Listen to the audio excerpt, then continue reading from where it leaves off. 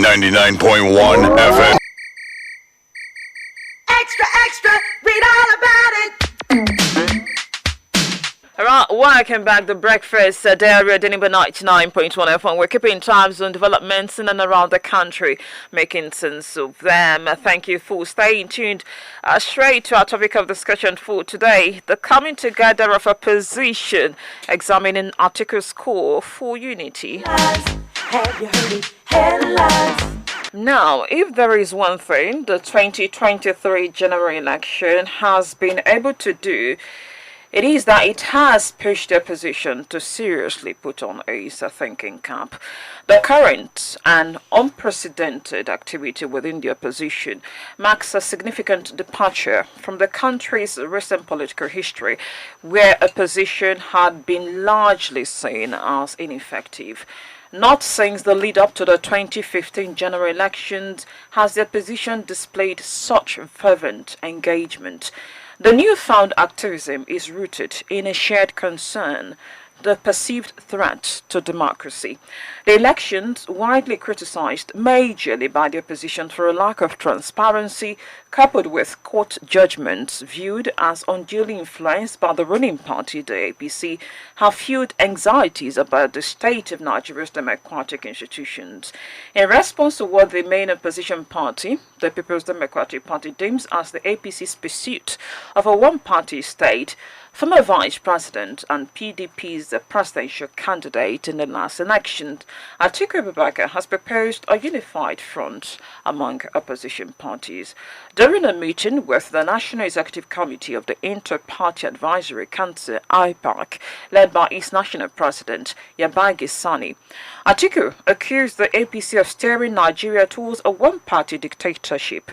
He warned that failure to challenge the ruling party's trajectory could have severe consequences for the country's democracy, impacting generations yet unborn. As discussions unfold regarding Atiku's call for opposition unity, questions arise about the direction he envisions. What does the unity of opposition parties entail, and how can it counter the perceived threat to democracy? Drawing from Nigeria's historical context, where past coalitions led to significant political shifts, what parallels can be drawn to the current situation? At the end, will democracy win, or is it just about self-interest? We tend to find answers to these questions on our discussion segment today. My name is Engineer Kachis. I'm Chinedu. Co-anchor is still here. Comrade Aloysius Atta, our analyst, is still here. Public affairs commentator, political scientist, and of course, the president, civil society organization, South Asian. And so, comrade, like we said, opposition is quite active now, like never before. And based on what Atiku suggested recently, it seems everybody is having a dig. You know, some people are talking about merger, some people are talking about coalition. I don't know what he actually means. If it's merger, is it to merge into a one party? If it's coalition, is it to coalesce to fight for a common policy? What do you think Atiku is actually talking about? So we can actually know where to head with this discussion. Okay. Let me start from, you said that opposition is very, very strong now. But I beg to disagree because left for me, I will say that they are in disarray because they work at cross purposes for selfish reasons. And that is why they don't seem to have that bite to actually make the ruling government see that they have a viable opposition.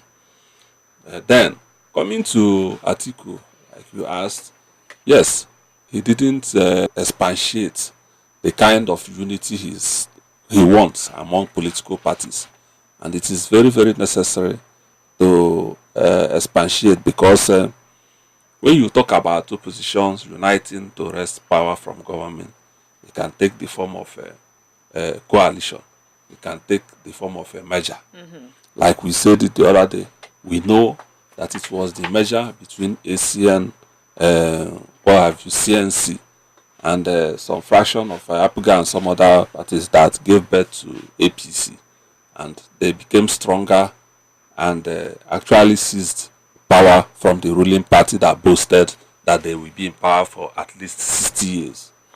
Of course, we won't go into details of the tactics they employed in getting that power. We know how it happened, and we know that without that also Buhari wouldn't have been president, having contested serially under CNC, ANPP, with just making inroad only in the north and few pockets of votes in other regions. So what is very, very clear is that merger can actually work, and we have big effect if the people there will jettison selfish interest and what have you, ego, and majorly selfish interest. Then, now that Atiku is talking, even coming together for a coalition, I doubt also whether, because of his own ambition, still, whether it will still work. But I think they can come up with a coalition. When you say they are in disarray, some people also beg to differ, because it would seem that there is this, would I say, statement coming from left, right, and center. It seems it's leading to something. We've never seen it before. Atiku comes with his own statement, making suggestion, or comes with his own statement. It seems APC is closely monitored now, like never before. And the final, would I say, nail on the coffin is this proposal by Atiku. Some parties are already chewing on it. Okay, what he's talking about, we disagree to an extent, but we agree to an extent. That's what some of them are saying. But he's still up for debate. Is about where is it leading to, but it seems it's going somewhere. We're not just sure of where it is going. And I'm not a pessimist, but I doubt whether it's actually going somewhere because of selfish interest. Like I said, Atiku has a life ambition to be president. He wants to be there before he finally retires. We saw what happened during the 2023 election. It was that same ambition that made PDP make this costly mistake they are still paying. Because the truth of the matter is that if the PDP had zoned its ticket to the south, and Atiku using his influence and seeing what they will do to break into the north and support somebody from the south, preferably from the southeast, we would have seen a difference. We saw how Kwakwanso was using his own NMPP for bargain. He will talk with Atiku today, he will talk with P2B tomorrow, and after everything, because of the same selfish interest, they couldn't do. And eventually, what we saw is fragmentation of these votes. So, comrade, do you think the selfish interest is leaving it? Because at the end of the day, you just mentioned what happened in the PDP. And coming to think of it, one person's lifelong ambition, right? Just like President Buhari had at a point. Yes, sir. And so I am wondering, this one person's life ambition coming to be decided, must be decided under a political party, thereby jeopardizing the chances of the political party. But of course, they know all of these things and they're willing to, gamble, play the card. I am wondering, at what point does this individual interest, get to rest? At what point do parties start to consider? I do know these people also sponsor the parties, because I'm trying to, find a balance why these parties do not really pull the kind of way they are expected to pull. Why individual ambitions are allowed to sway the decisions, and as far as the constitution of the party, as to what happened in the PDP during the past presidential election. So I know it is the people, because yesterday we just agreed it is the people that make these things happen. But how long do we continue like this? Before we went on that break, we spoke about opposition strengthening themselves, right? If oppositions allow individual interests to guide what they do, then I fear in no time they may just not even be there. Yeah. One of the reasons why this individualism and lifelong ambition tends to swallow some of these things is that such people still possess the serious financial war chest. They have the money part of the reasons why Atiku succeeded in PDP, getting the party ticket even when the party knew that a northerner just finished his term as a president, was the power of influence and finance. Because he kind of galvanized the financial muscle to do everything and eventually sway the delegates. Let me not use the word buy up the delegates. Sway the delegates to actually have the highest number of votes to eventually get the party ticket. So because these people, that their lifelong ambition, their clout, their money, it speaks a lot of volume into what actually happened. But it's high time parties know that if they don't see how to checkmate this lifelong ambition and selfish interest, they will continue to. But you have not said anything about ambition, and I'm still trying to ascertain what he means, whether merger or coalition. You're hinting at maybe he's talking about merger, if I get you correctly. No, from his body language, yeah. you know that merger will be difficult. He's just talking about uniting. Let us see how we can form a united coalition to checkmate these people. You see, some of the time you see them a kind of opposition parties like in the National Assembly now, coming together to now sponsor certain bills to push as a united opposition, not from singular this social party coming.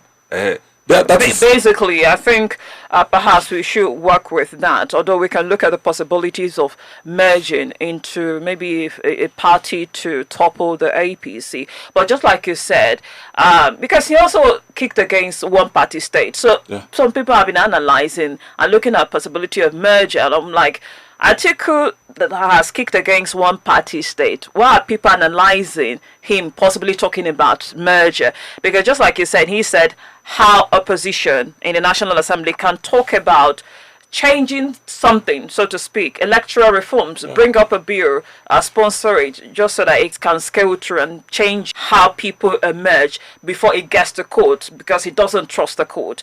Okay, and so I'm looking at the opposition now. Do they have the numbers? Let's begin with. Do they have the numbers to even effect any kind of change? He's particular about electronic voting. We should have a bill that, or constitutional amendment that enables electronic voting. Do they have the numbers in the National Assembly? Senate, I know the time after all of the election outcome, APC was heading in the Senate. The House of Representatives had opposition. They were having upper hand. They were having, I think, 180 something. APC was 170 something. But with all of these court cases, it's not really clear, what is really going. But the number, so to speak, let's assume, without conceding, that APC has the majority in the Senate, but opposition party has the majority in the House of Rep. How workable is it if, for example, they bring up a bill on electronic voting? Yeah, if they actually unite as a coalition, yes, their number, even if their number doesn't actually increase or whatever more than the ruling party, they will wield a lot of influence. You will find out that even among the ruling party, they will still have influence over some people there. So, but the most major thing there is jettisoning this individualism to actually unite. If they unite as a coalition of opposition, they will make a great difference. So whether we are talking about merger, coalition, individualism is still a stumbling block. Yes, it's a stumbling block. Because when people tend to succumb to certain selfish interests, and the person is approached with certain offer by some certain, even the ruling party, knowing that such person may have one influence or the other, and the person succumbs to that, is already a blow to the strength of that opposition. So that selfish interest always comes up to destroy so many things which they would have achieved if such things are jettisoned. Is it possible for these opposition parties, let's say that they have maybe not a merger but an agreement to support a particular candidate, is it constitutionally allowed that, say, a PDP is pushing for a presidential candidate in the Labour Party, like it's an open thing, or